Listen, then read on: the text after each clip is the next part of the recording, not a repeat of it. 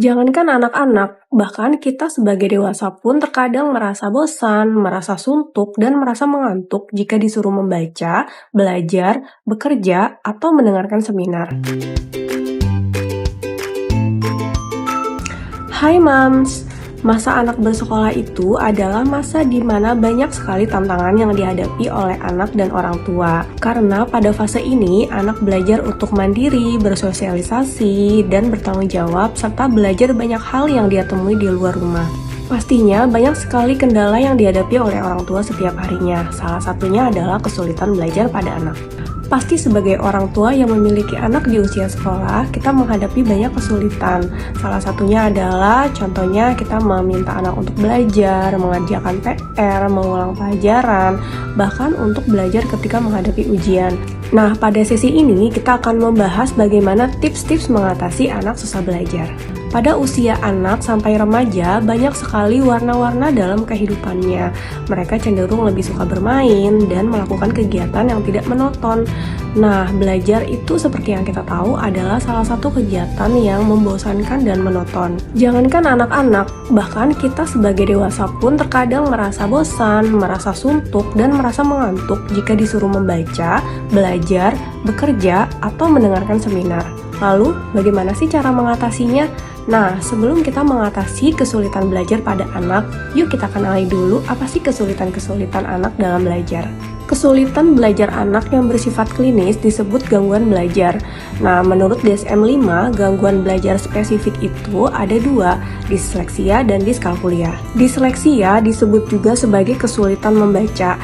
Nah, disleksia ini dicirikan sebagai yang pertama adalah kesulitan dalam mengartikan tulisan, kesulitan mengeja, kesulitan membaca, dan tidak akurat dalam membaca tulisan. Disleksia ini terjadi selama lebih dari 6 bulan dimulai pada usia sekolah dan tentu saja mempengaruhi kemampuan akademis si anak. Yang kedua adalah diskalkulia atau bisa juga disebut dengan kesulitan membaca angka. Jadi diskalkulia ini dicirikan dari kesulitan untuk memahami angka, kesulitan menghitung, kesulitan untuk mengerjakan soal matematika, dan kesulitan untuk memahami arti-arti dari angka-angka. Sama seperti disleksia, diskalkulia juga terjadi selama lebih dari 6 bulan dimulai pada usia sekolah dan tentu saja mempengaruhi kemampuan akademis si anak. Selain gangguan belajar, anak seringkali mengalami gangguan konsentrasi. Nah, gangguan konsentrasi yang parah atau menurut klinis disebut ADHD, Attention Deficit Hyperactivity Disorder. Lalu apa sih ADHD ini? ADHD menurut DSM-5 harus memiliki 3 kriteria. Yang pertama adalah inatensi, yang kedua adalah hyperactivity, dan yang ketiga adalah impulsif. Inatensi seperti yang kita tahu adalah kegagalan konsentrasi pada anak untuk melakukan satu kegiatan dengan waktu yang cukup lama.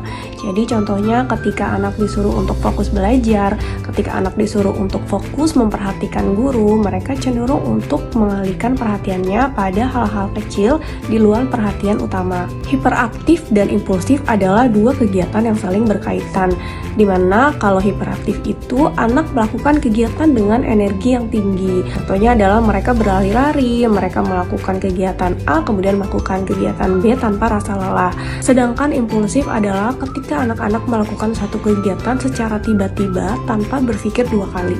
Selain gangguan belajar dan gangguan konsentrasi yang terindikasi klinis, ternyata anak-anak biasa juga cenderung mengalami kesulitan belajar dan kesulitan konsentrasi loh. Yuk pahami dulu apa sih sebenarnya penyebabnya. Penyebab yang pertama adalah terlalu banyak bermain gadget.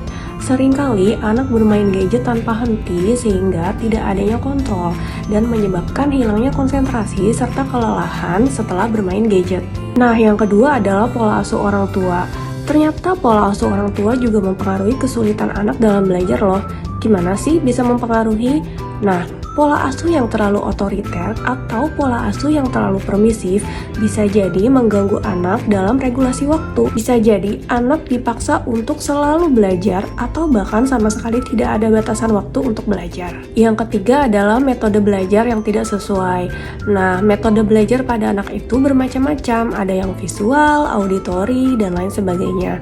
Terkadang metode belajar atau lingkungan yang tidak mendukung anak membuat anak enggan untuk belajar. Ada beberapa beberapa hal yang bisa kita lakukan. Yang pertama adalah pahami kesulitan anak. Kita harus bisa berkomunikasi kepada anak dan menanyakan apa kesulitannya. Apakah ada gangguan belajar, ada gangguan komunikasi, ada gangguan konsentrasi, bahkan ada gangguan motivasi pada anak. Yang kedua adalah batasi penggunaan gadget. Nah, di sini orang tua bisa berkomunikasi kepada anak untuk membuat perjanjian kapan waktu untuk belajar, bermain gadget, dan bermain. Dengan begitu, anak bisa bertanggung jawab terhadap waktunya sendiri. Yang ketiga adalah diskusikan metode belajar yang sesuai.